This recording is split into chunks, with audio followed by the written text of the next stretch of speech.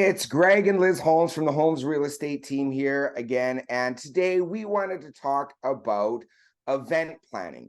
Now, as real estate agents, we do a lot of events for our past clients. Even an open house is a kind of event, right, Liz? Right. So we thought with the holidays here, it would be a good time to lend our expertise and knowledge on how to make a good holiday event. You're watching the Holmes team with Greg and Liz Holmes. And hey, don't forget to subscribe. Now, my experience goes back even before real estate. Way back in the day, I was an event planner for large conferences, 700 to 1,000 people. And then, Liz, why don't you tell a little bit about what kind of experience you've had in the event planning world? I worked for a Vancouver catering company for a little while and learned a lot from there. It was pretty good. Like the same thing, kind of like whether it was fancy house parties in West Vancouver or you'd go to a big event in Vancouver somewhere.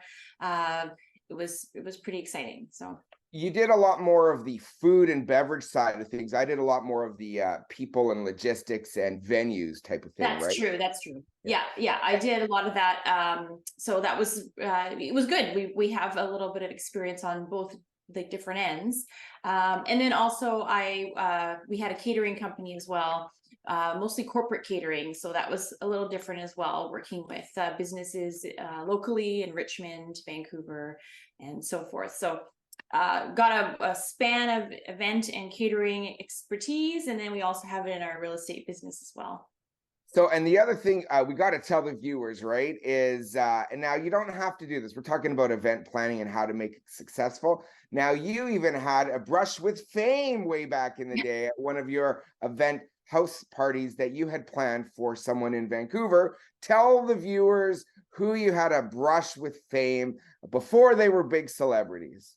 Yeah, it was I wasn't expecting it, but it was Michael Bublé. So that was pretty cool to get to see him.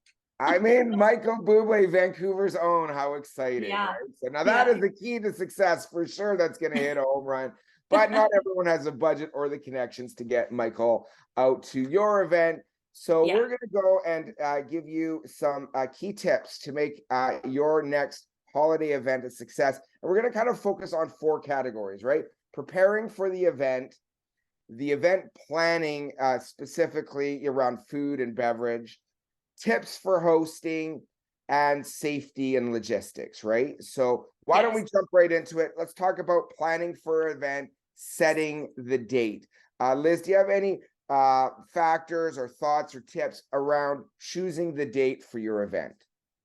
I think if you're the bigger the event, the more lead time you need. So if you're hosting like a family or a small gathering, a couple weeks is probably good. Although for holidays, I would probably give it more time, 3 to 4 weeks notice. But if you're holding a big event, like say you're holding a staff party for Christmas or something, you're probably wanting to give a couple months notice at least, or even more. Just at least even kind of save the date to let people know, like, hey, this is coming up. Just hold on to that date. We want to make sure that you're able to come. I What do you think I think, think Greg? well, I think one of the big challenges is it's a really busy time of year, right? And there's Mhm. other holiday parties, there's other work parties for people. So finding a date that's going to work for everyone just isn't going to happen. Now, a couple things you could do. You could have it on off days, maybe a Thursday night or something like that. That Yeah, might that that works might well. work well because a lot of company parties are on Saturdays and Friday nights. Another thing is you could plan to do an open house style where it's more like a come and go and it runs more in the afternoon. That might give you more weekend flexibility so that people can pop by. They don't have to stay for the whole time, but they can at least make a presence, get to chat with you and the guests before they go on to another party because it really is a busy time between presents, shopping, family time, doing holiday time, things with the kids and with friends.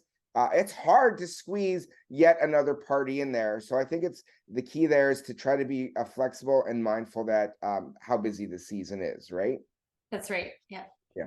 And yeah, I do think like if you've gotten the more lead time you have now, we're already in December right now for this year, but if you're looking at next year, the sooner you can get on things, the sooner you can plan your event. You might want to do a save the date, send out in, early to mid-November, or if you have more time, you might even try to pull off a holiday event at the end of November or the first week of December, before things really get wrapped up, boom, and too busy for your guests. So that's always another option, in future years, right? That's right. Mm-hmm. What about invitations and creating invitations? What are your thoughts? Is that an important thing to do? What are your thoughts around the invitations?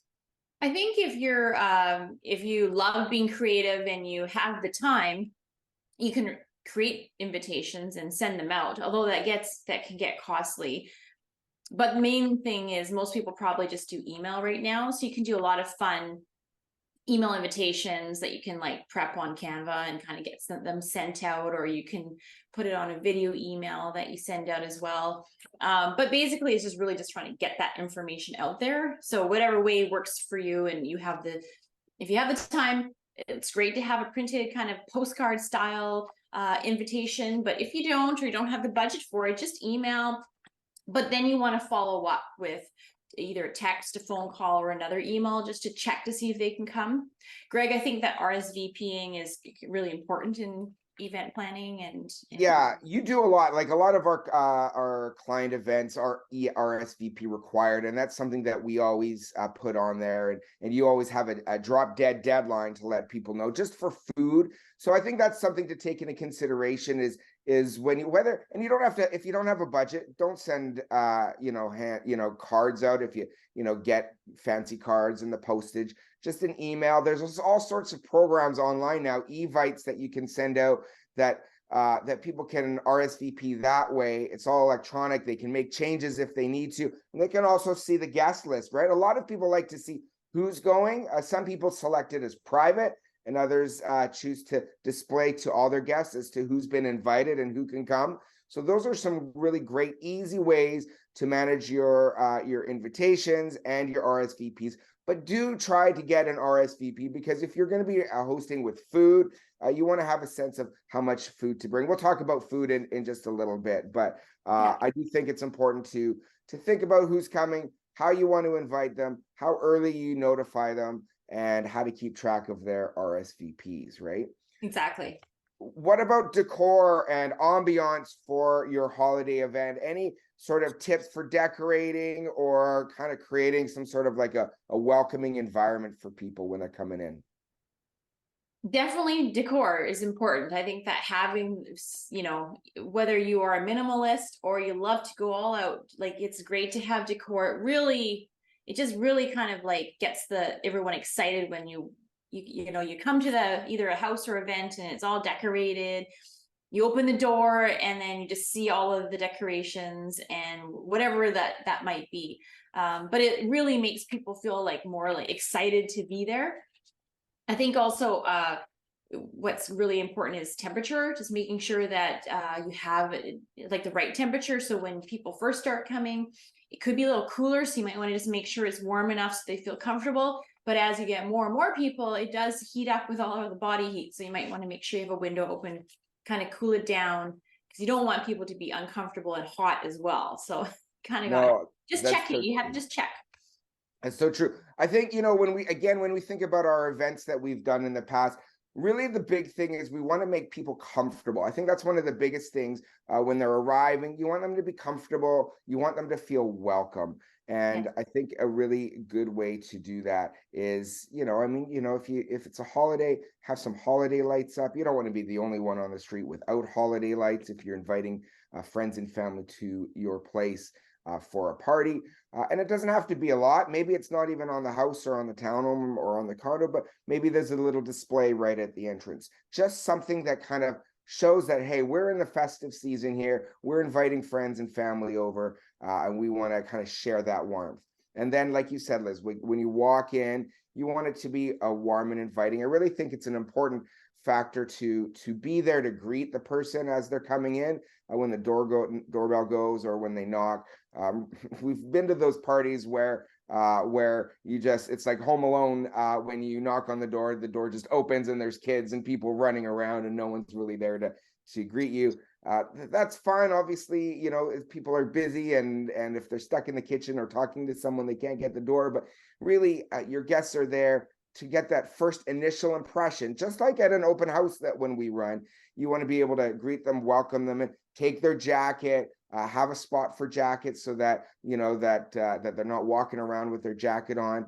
Again, you want them to feel comfortable and create that inviting space. Right. I also think that goes into the temperature. If you've got a fireplace, you might want to turn that on at the beginning, as there's not as many people, and then turn it off as we've got a large group, because a sliding door or window might need to be cracked open to create a bit more a cooler Yes. temperature, right? Like you said. So I think that, and then like it's the holidays, right? If you've got tinsel, put it up, right? Like it doesn't have to be a lot. You can put some stuff on the countertops or the tabletops or something like that.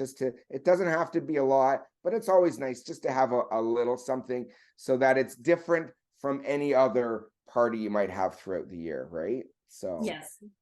well, let's get into some of the meat and potatoes here. Food prep and that whole aspect about food and event planning. Do you have any suggestions, Liz, for themes or any sort of I guess your thoughts on how to make sure that it's a successful event with respect to food? I think the main thing is just making sure that you're not going to get stuck in the kitchen. So unless you like, that's your thing, like you're the chef, or you really, really love being in the kitchen, but most people want to be out there and socializing with their guests. So if that's the case, get the platters or trays, get the food already ready. You could hire, like you could get food ordered in. You could hire caterers if you have the budget for it, or just have a lot of like cold platters and appetizers that are ready to go, and then you don't have to do anything. You don't have to check the oven to make sure that you don't burn anything. The main thing is really just whatever you feel comfortable with, that gives you like more time with your guests and you can enjoy yourself too. So have the food out there. You could put ice trays underneath if you want to keep certain things cold, like seafood or meat type things. But really, it's just keep it simple. That's all you really want, is keep the food simple. And Greg, what about the beverages? You're probably pretty good Hey, with I've got some thoughts on the beverages, but just thinking a little bit more about the food.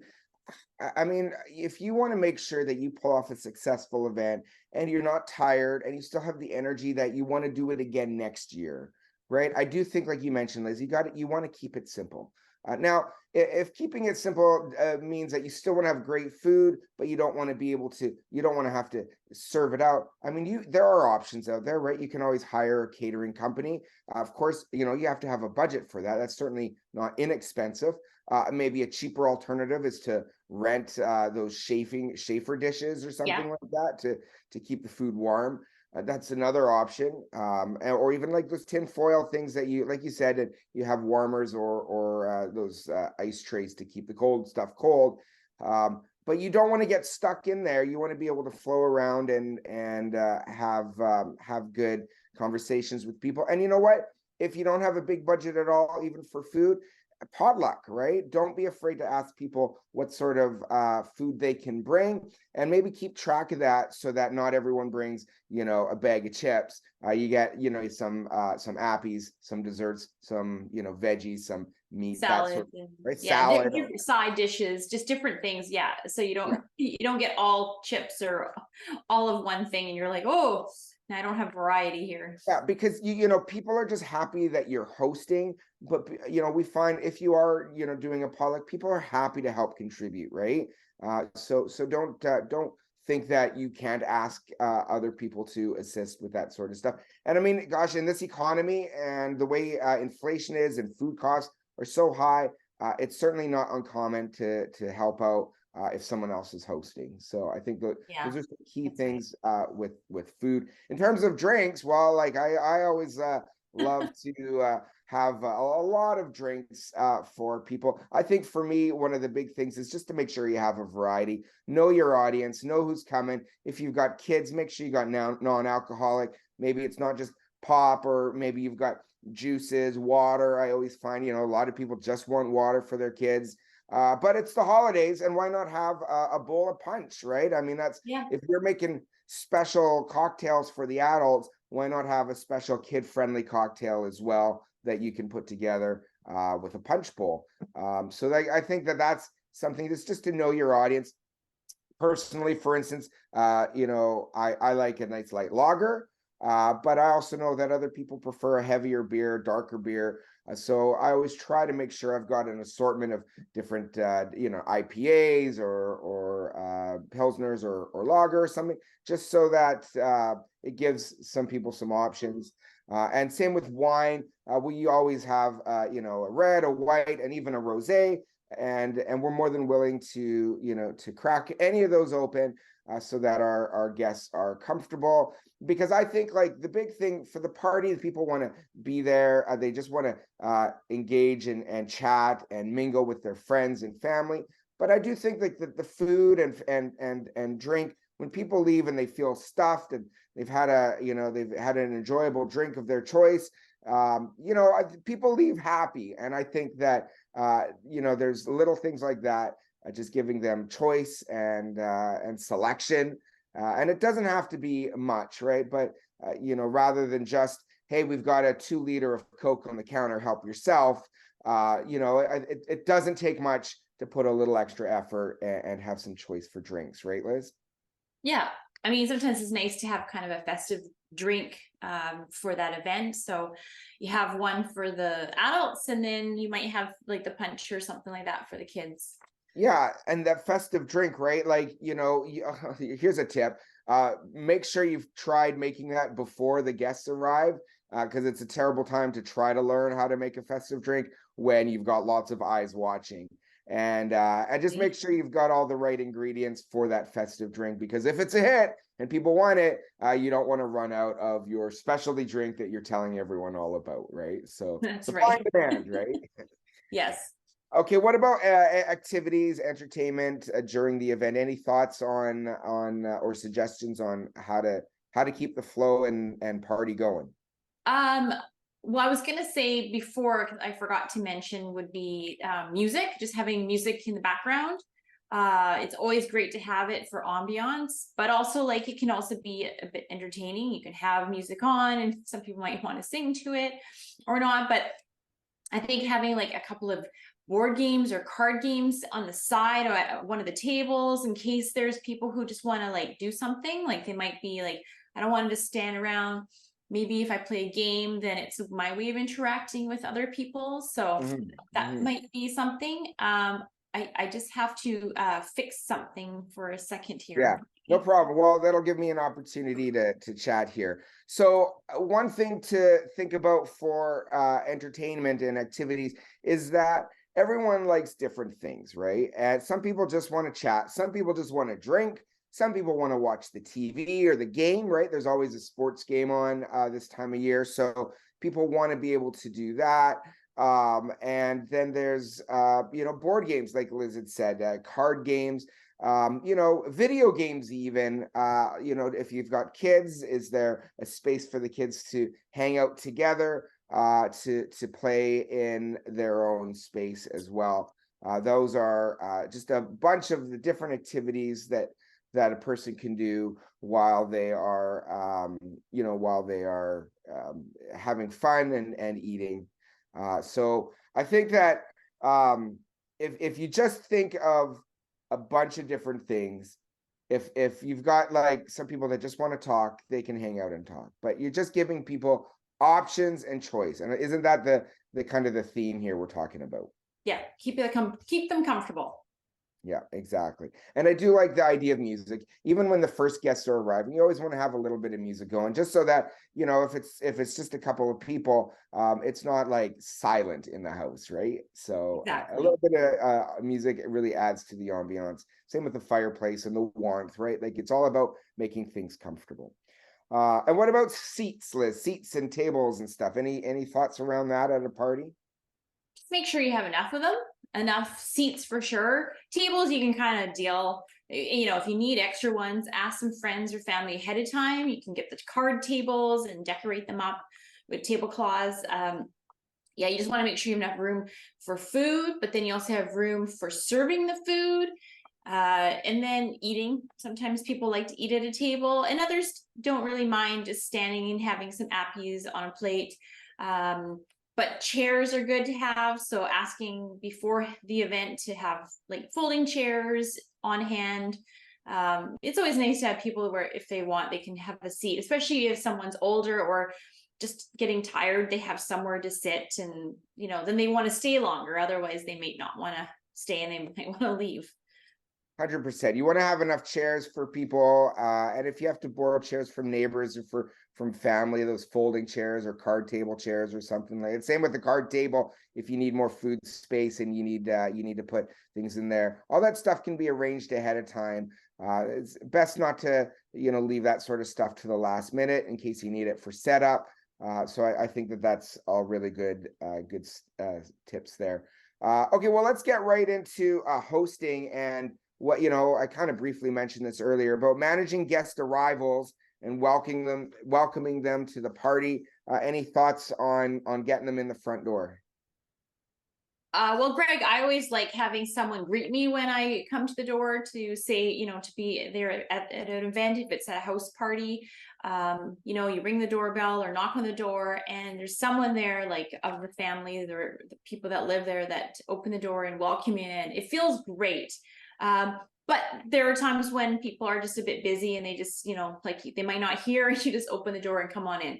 If it's at a bigger event, usually it's nice to see the host kind of walk over to you if they can, but sometimes they might be busy as well. So I think the best thing is, like, if you can, go greet the people that are coming, and like it just makes you feel welcomed, and Yeah. you'll feel, and they also can introduce you to someone else in case you don't know anyone else there. Just kind of get you comfortable at that event. There's that word comfortable again, right? Get them through the front door, make them feel welcome, make them feel comfortable. That's all with with answering the door if you can, taking their jacket, even telling them, hey, I'm going to go and put your jacket upstairs in the bedroom on the bed with all the others. So when you go to leave, they know where it is. Where should they put their shoes, right? Do they leave it there? Just that. So get them in the front door, welcome them. And then if you can also let them know, oh, hey, so-and-so is here. That they just went upstairs. So it just, so that feeling of comfort comes over people, because I think it's very natural when people go to a house party or an event that there's a bit of hesitancy. Who am I going to know? I don't know if I'm going to remember names, So I do think there's some onus on the host or hostess to just add that layer of comfort, and it can really be done right at the beginning of the event, right? Yes. Any unexpected situations that you think, any suggestions about how to deal with hiccups or things that happen unexpectedly, Liz? I think just go with the flow. I mean, it's hard to know what could be unexpected. Maybe there's not as many people that show up. There could be a storm, so you have less people. Maybe you have more people showing up than you thought. I think just just be flexible and just work with what you have. If you don't have as many people, you have more food available. If there's less people, you could say, hey, let's play a game or something like that, or put a hockey game on the TV, so there's some kind of like ambiance there.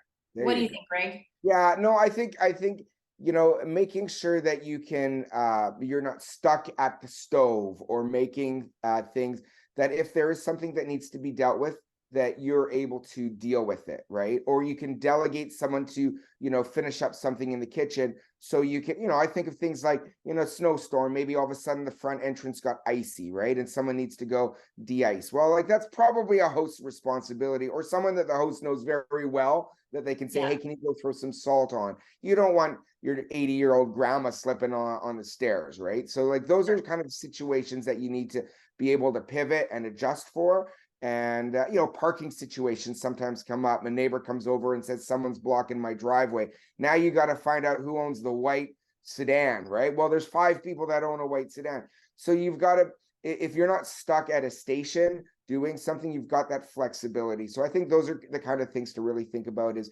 make sure that if something pops up, you can deal with it, and you can either hand the responsibility that you're currently working on to someone else, or you've already delegated that, so that you can just float and deal with little situations like that, right? That's right. And that kind of rolls into our next kind of step here, as safety and logistics. Safety considerations. I guess that's kind of what I was just talking about, is about things like you know, like frozen driveways, frozen stairs, that sort of thing, right?